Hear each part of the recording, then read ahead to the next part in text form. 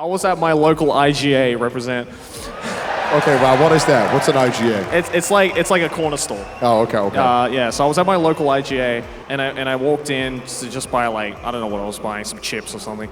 And I walk out and I turn the corner and there's just like a room. Just standing there on the sidewalk, and there was the most awkward moment. It's like when you like meet an ex. You know, I'm just standing there just maintaining eye contact with this room, not saying anything. I'm like, so who's gonna make the first move here? Like, you ran, right? No, I just saw him and I'm like, all right, he's not gonna do anything, so I just walked back to my car. And the Roo was just chilling there. He wasn't doing anything. Like when I say Roo, right? Like I think most foreigners, when they think of like kangaroos, they think of like the red kangaroos, like the fucking red shithouse kangaroos, right? Like those guys you only really see when you go out into like rural Australia. Where I'm from, because my backyard was next to a national park, so we got a lot of like kind of smaller kangaroos and a lot of like rock wallabies, which are like they probably stand about that tall. They're really cute. Yeah, wallabies. Oh, all right. Yeah, they're just like small kangaroos, basically. But I remember the first time we used to get rock wallabies coming into my backyard, and you know, just to like hang out and stuff. And my dad would be like, just to hang out. Just come to hang out. Yeah, there was like, there's lots of wildlife here. Let's just hang out, see what's happening. And I remember there was this like rock wallaby that came out, and my dad was like, "Son, you should go feed him." And I was like 5. And I'm like, "Dad, I'm not too sure, man. He's like the same size as me." And he's like, "Nah, it's a rock wallaby. He won't fuck you up, don't worry." So he gave me some bread, and it's just this moment of just like slowly walking up to this rock wallaby, just hand shaking, being like, "Eat it, please, don't kill me." And then the moment the rock wallaby took it out of my hand, I was like, "Oh, God is real." Because it's great. Because it was you fed an animal? Yeah, well, when you're 5 years old, dude, everything is magical. And when you see this, like, fucking rock wallaby the same size as you, just be like, "Thank you for the gift, human." It's like, oh, you know what? Animals are kind of cool. I don't know. That's the moment. I'm sure every Australian has had this moment where, like, is it a common stereotype that all Australians love animals? Yes. Yeah. I mean, I feel like you have to, because it's a survival You have no instinct here, choice. right? Do you guys like animals? Yeah? Is anyone who doesn't like animals? You're in the wrong country. Yeah, I mean, I remember the first time I saw a kangaroo, because I've obviously seen kangaroos on television and stuff like that. And then I basically, you know, when I went to visit my family in Melbourne last time I was here, I saw one for the first time. And actually just seeing one in real life, just moving around, I'm like, my first instinct was like, that's fucked up. And let me explain. Let me cook for a second. Let me cook, because I just seeing this kangaroo move around, I'm like, okay, let me try to process this. So in the entire history of Earth, natural selection with animals, everyone in every different continent, animals decided, yeah, all right, let's walk on 4 legs. All right, that's just the way to get around. Unless you're a chimp, then you walk on 2 legs. All right, and then in this island called Australia, little continent, fucking kangaroos are like, yeah, just fucking bounce. How does that make sense? How does that make sense? How did natural selection get to this point that they decided to do that? Well, sometimes kangaroos do actually walk on 4 legs. They kind of like use their front 2 legs like that, and they just kind of bounce like that. if they, you know, but that's their equivalent of like a Sunday morning walk, you know. Well, when they need a fucking move, they're just like, all right, fuck the front legs, let's go. You know, so I mean, yeah, it is true. It is the like, weirdest animal. Watching in the a world. kangaroo was so weird, because I was just like, there was just one deer that just decided, I'm gonna do leg day, and just started squatting, and that's why I believe like kangaroos came from. Every day's leg day with a kangaroo. Yeah.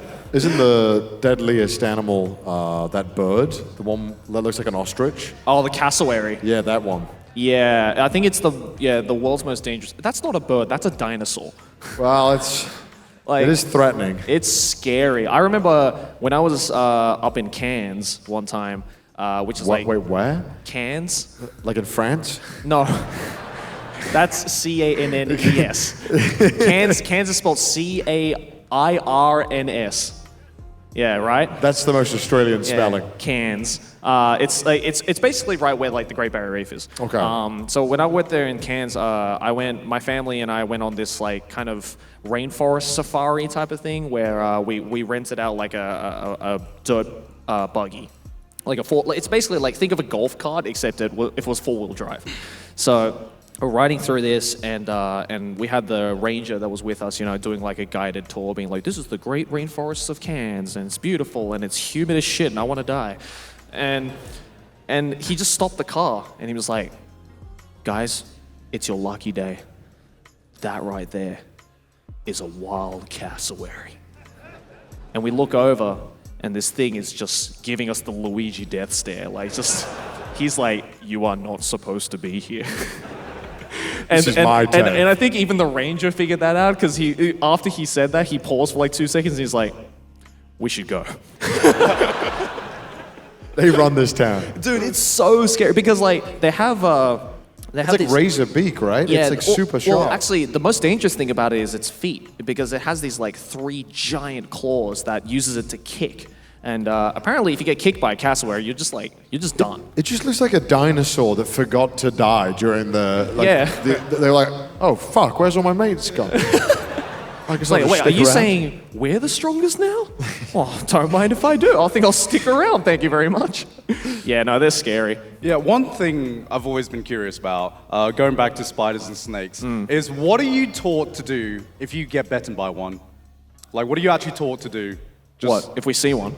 No, if you actually get bitten by one. Oh, cry. Just cry. Yeah, just give up. Just pray? I think there was a lot of like TV shows when I was growing up that were kind of like, because I loved watching like nature documentaries, like the David Attenboroughs and all those. And I remember one of the shows that was on, I forgot the name of it, but it was basically like kind of survival, like Australian survival documentary of some sort, where it's like, what should you do if you're out in the desert and you get bitten by a spider or you get bitten by a snake? Like, here are the procedures that you need to go through. And I think with a spider or a snake, if you say like get bitten in like the arm, I think the first thing you're supposed to do is like, you're supposed to like wrap up, like get your t-shirt or something, wrap up your arm as tight as you can so that the venom doesn't go to the rest of your body. Is this true? It's something like that, right? Has anyone had to do this? Yeah. Holy shit. Who's been bitten by a snake before? You're a doctor. You're like, I gotta do it that's myself. That's what you're supposed to do, right? I'm correct in that? Yeah? Yeah, so you're supposed to wrap it up with like a cloth of some kind as tight as you can so that the venom doesn't run through the rest of your body. And then obviously, if you have reception, you gotta fucking... I feel like this really should have been given to me on the fly, this information. Like, I feel really unprepared. Welcome to Australia. Yeah, the only thing they cared about was what you should do when like, you get bitten by a venomous snake. Yeah, the only thing they taught me was like, please don't you dare bring an apple in our country. We will kill you. Do you have any seeds? Have you eaten any seeds? Are you sure you didn't bring anything in the country? Yeah, we're very tight asses on that. I mean, it makes sense, like because Australia has such a unique environment where it's like. But I've never seen such intensity. Oh yeah. I mean, I think it's because it's happened once before. Yeah. That's the reason why we have fucking cane toads everywhere. Is because some asshole brought in an insect that ate all of our cane sugar and was just like, we got to get rid of these. I think they're flies or mosquitoes. I forgot what they were. But they were destroying our sugar cane, which is like, I think we make the most amount of sugar cane in the world or something, or we export the most or something. But these flies are just like completely destroying all these crops. Right. And there's nothing in at the time, the current Australian like animal kingdom that ate these pests. Right. So then some Australian politician or something was just like, so I've heard that overseas, there's a specific type of toad that eats these fuckers. We should bring them in. And the Australian government was like, that's a great idea, Steve, let's do it. So then they introduced these cane toads, and sure enough, it wipes out all of the flies, right? But then I guess Steve didn't think it through that the cane toad is also venomous and nothing eats it.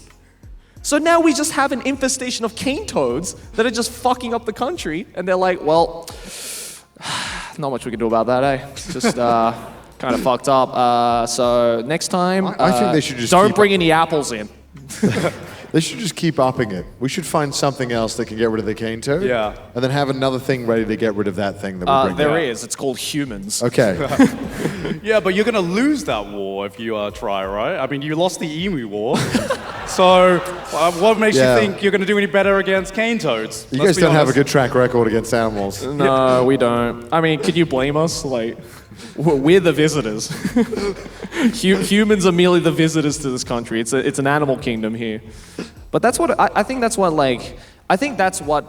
at least for me, that's what got me really interested in just like learning about animals at a young age. Is because when I found out that like, oh, Australia has this like such cool, unique set of animals that could kill me at any day, but are also just a casual could kill me any day. just Whatever, casual. whatever. My life could end, but it's also just super fascinating to like learn about because it's I don't know, it's fucking cool, like right? Yeah.